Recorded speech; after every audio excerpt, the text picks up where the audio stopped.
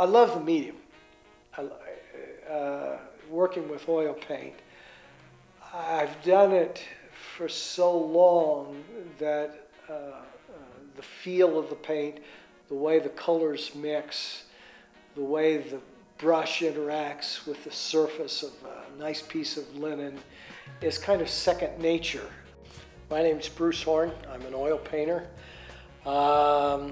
I've had a long background in art. I used to be a printmaker, but somewhere along the way, I guess late 80s, I got involved in oil painting again, and that's what's dominated my time since. So there is a dimension to the painting process that has more to do with process than subject matter. In other words, I would probably be less than truthful if I didn't tell you that the process is so overwhelming that you step out of your way and you lose yourself.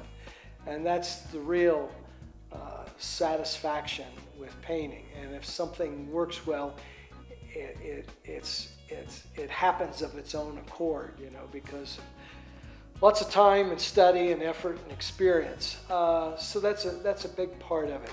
You ask something lax, you know, and kind of clear my head and get away from some of the stress of being at the university. There was another dimension to that too. You don't see most artists going from one thing to another in this kind of an extreme.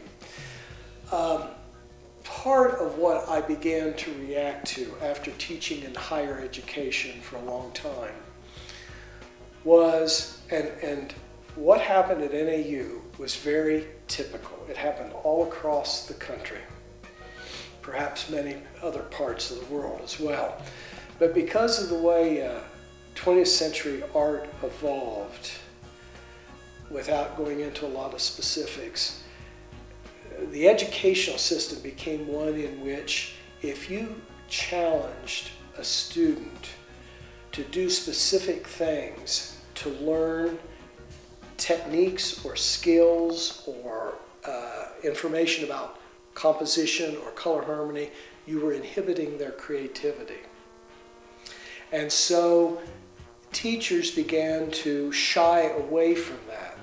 And as time went on, I realized that we were cranking out lots of students all over the country that ended with a degree and the notion that they were artists without knowing how to draw, without knowing anything about color theory or how to compose a piece of work. And it became so ludicrous because if you had the ability to talk, if there was a dialogue, and you could convince someone of what your concept was, that made it valid. Well, I never bought into that. And as time went on, I began to see a lot of pretentiousness in art. People going on about this and that, and it wasn't really there. And I think that influenced the change that I made in the direction that I have ended up in too. Now, I want to say one final thing about that because I don't want this misconstrued. There are lots and lots of great contemporary artists whose work is extremely challenging visually and intellectually, who know how to make a picture and make it work well. So I'm not saying that's true of everyone, but I think we did a real disservice to a lot of young people by not giving them the fundamentals and the adequate education that they needed to be really artists and express themselves in any way that they might. I have 7 grandchildren. Can I tell you something about that? Them? This summer, let me see, the oldest one I think is 15, the youngest one, I don't know, 9 or 10, I'm not sure. Anyway, we had a summer art camp in June for a week, and we painted every morning and a different painting every afternoon all week long. After a good bit of time was spent preparing panels to paint on, and all of them were equipped with field easels and paints and brushes, which was no small undertaking.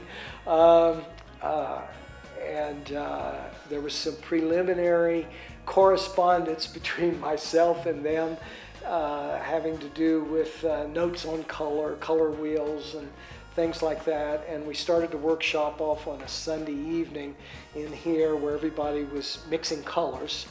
And then we went outside and painted every day, and it was so much fun. I couldn't believe they really enjoyed it.